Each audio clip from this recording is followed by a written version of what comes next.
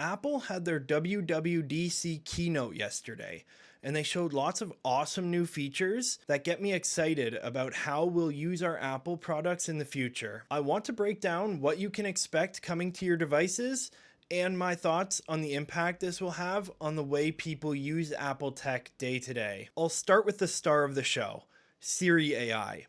My first thought was, hasn't Siri always been an AI? But I guess that now stands for Apple Intelligence. It's fully rebuilt to have more natural conversations, learn context with you specifically, and take action across multiple apps. This new version of Siri is actually built with Google as a partner, integrating the Gemini AI model as the foundation. This makes sense for Apple, because it allows them to focus on integration rather than building an entire AI model from the ground up. Apple also confirmed they will be running on-device models with privacy processing happening locally. I'm very happy that Siri is finally becoming its own dedicated app rather than being a single-use agent. Now you can go back and see the history of conversations you've already had with Siri and have longer, more useful conversations. This new app gives users a place to go and have an actual AI conversation with Siri, much like the ChatGPT app interface. It's worth noting that most of these improvements are available on all devices that currently support Apple Intelligence, but the most powerful on-device model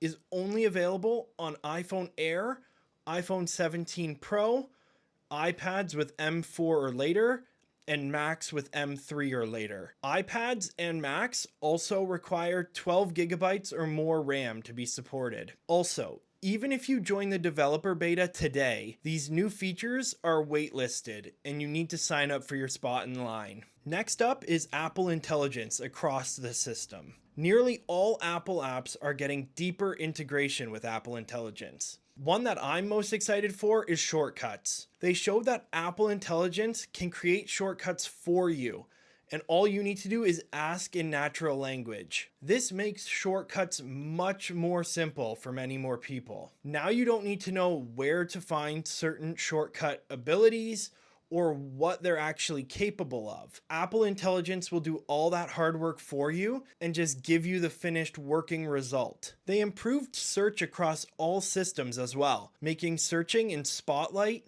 Mail, and Photos much faster and more reliable. The new operating systems definitely took backseat at this show, but we are still getting new versions across the board. iOS 27 brings all these new AI improvements, as well as liquid glass refinements and some pretty serious performance improvements, including 80% faster AirDrop transfers, 70% faster loading of new captures in Photos, and 5 times faster transfers on iPad. iOS 27 will be compatible all the way back to iPhone 11, making this the most compatible release of iOS ever. It's absolutely amazing that Apple is so far ahead of the competition when it comes to device lifespan. Next, we have the new macOS called Golden Gate, including pretty much all these same improvements: better AI, more liquid glass options, and overall design polish. Then watchOS 27 gets workout and sleep improvements,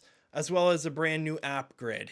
A long-awaited software feature is that AirPods now have customizable EQ settings, so you can tune the sound profile exactly to your liking. Apple has made some big changes for parental controls with these new updates. Now you can create a child account, which is required for children under 13. Content will be adjusted based on their age and limit the websites, apps, and media they are consuming. Parents have full control over what their children can access, and they even get alerts if unknown numbers try to contact their kids on messages, FaceTime, or the phone app. This will help protect kids online while still allowing them to access school or educational resources. This was Tim Cook's final WWDC as CEO of Apple, and he left saying some of his favorite times with the company were these presentations and getting to show new technology to all of us. I've watched every Apple event since I was little,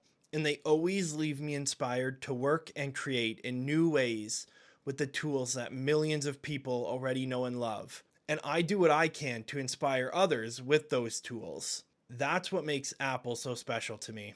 So that's my take on WWDC 2026. I'm super excited to get my hands on the new Siri, but I might wait until at least the public beta for some of the bugs to get ironed out. I'm curious what you all think of Siri AI and the rest of the announcements from the event. Let me know in the comments and subscribe if you're interested in more tech videos like this.